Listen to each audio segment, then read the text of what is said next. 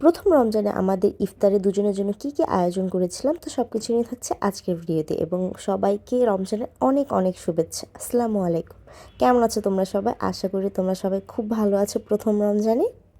আমি এই ভিডিওটা মূলত শুরু করেছি ইফতারের আয়োজন থেকেই, কারণ সারাদিনে তেমন টুকটাক কিছু করা হয়নি আর রান্না আগে থেকেই করা ছিল, তাই আমি আর তেমন কিছু রান্না করিনি। তাই ইফতারের আয়োজনটাই তোমাদের সাথে শেয়ার করতেছি। তো ফার্স্টে আমি ছোলা রান্না করে নিচ্ছিলাম, কারণ এটা গরম থাকার কোনো ম্যাটার করে না, তাই আমি আগেই ছোলাটা রান্না করে নিচ্ছিলাম।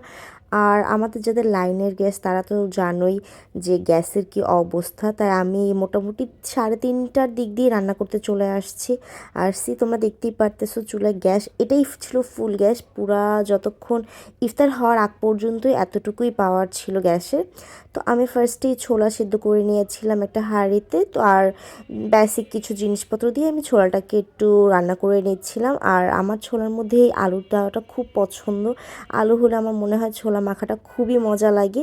তো আমি এই পাশে আরেকটা কড়াইয়ে একটু তেল দিয়ে নিচ্ছিলাম আর তার মধ্যে একটু সামান্য পেঁয়াজ দিয়ে নিচ্ছিলাম। এটা আমার আলুর চপের জন্য, কারণ আমি একটু আলুর চপে কাঁচা পেঁয়াজটা আমি একটু অ্যাভয়েড করি, একটু হালকা একটু ভাজা করে নিই, তাহলে আমার মনে হয় আলুর চপটা একটু বেশি মজা লাগে। আর এখানে আমি ছোলা মাখার মধ্যে একটু গরম মশলা আর একটু ম্যাজিক মশলা দিয়ে নিয়েছিলাম, এতে টেস্টটা মনে হয় আরও অনেক বেশি বেড়ে যায়।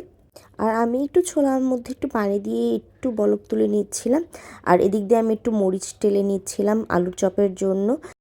আমার তো সব ভাজা পোড়ার মধ্যে আলুর চপটা অনেক মজা লাগে। তোমাদের কোনটা মজা লাগে অবশ্যই কমেন্ট করে জানাবা। আমার তো আলুর চপ হলে আর কিচ্ছু লাগে না। তো ফার্স্টেই আমি একটু মরিচ টেলে নিয়েছিলাম আর এই যে আমার ভাজা পেঁয়াজগুলো আর একটু লবণ একটু ম্যাজিক মশলা সব কিছু দিয়ে আমি সুন্দরভাবে হাত দিয়ে ডলে ডলে নিচ্ছিলাম। আমার হাজব্যান্ডের এটাতে আমাকে হেল্প করতেছিল, কারণ আমার একটু মরিচ ডললে আমার হাত জ্বলে, তাই আমি এই কাজটা একদম অ্যাভয়েড করি। এটা আমার হাজব্যান্ড আমাকে হেল্প করছিল। আর এখনকার নতুন আলুগুলো জানি কেমন একটু বেশি আঠালো, একদম স্টিকি স্টিকি হয়ে থাকে, তা আমার খুবই কষ্ট হচ্ছিল এবার আলুর চপটা বানাতে।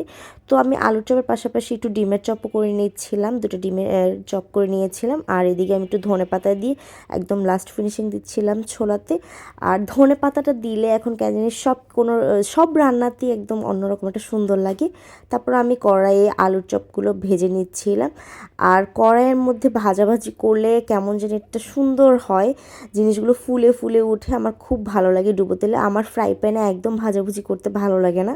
তারপরে আমি আরেকটা সাইডে একটু পেঁয়াজের জন্য প্রিপারেশন নিচ্ছিলাম, একটু আদা রসুন বাটা দিচ্ছিলাম, কাঁচামরিচ পেঁয়াজ কুচি। আর আমি পেঁয়াজ কুচিটা অনেক বেশি দিয়েছি, কারণ আমার কাছে মনে হয় পেঁয়াজও মানেই পেঁয়াজ, তাই একটু পেঁয়াজটা একটু বেশি পরিমাণে দিলেই টেস্টটা বেশি লাগে। আর এটার মধ্যে আমি সামান্য মরিচ গুঁড়া একটু জিরা গুঁড়া একটু ধনে গুঁড়া সব কিছু নিয়ে আমি মিক্স করে নিচ্ছিলাম। আর সেরকম আমি ভিডিও নেইনি, কারণ অনেকটা লেট হয়ে যাচ্ছিলো, গ্যাসেরও অবস্থা তোমরা দেখতে পারতেছো, তাই সেরকমভাবে আমি ক্লিপস নিতে পারতেছিলাম না, একটু প্যানিক হচ্ছিলাম। তো আমি এখানে সামান্য একটু বেগুনিও ভেজে নিচ্ছিলাম লাস্টে। আর প্রতিটা বার ইফতার বানানোর সময় একদম আজানটা দিয়ে দেয়, তাই আমি সেরকম কোনো ক্লিপস নিতে পারিনি। তো আমি সব কিছু একদম সাজিয়ে গুছিয়ে একদম খেতে বসে গিয়েছি। তো আজকে এই পর্যন্তই, ভালো থেকো তোমরা সবাই, আল্লাহ হাফেজ।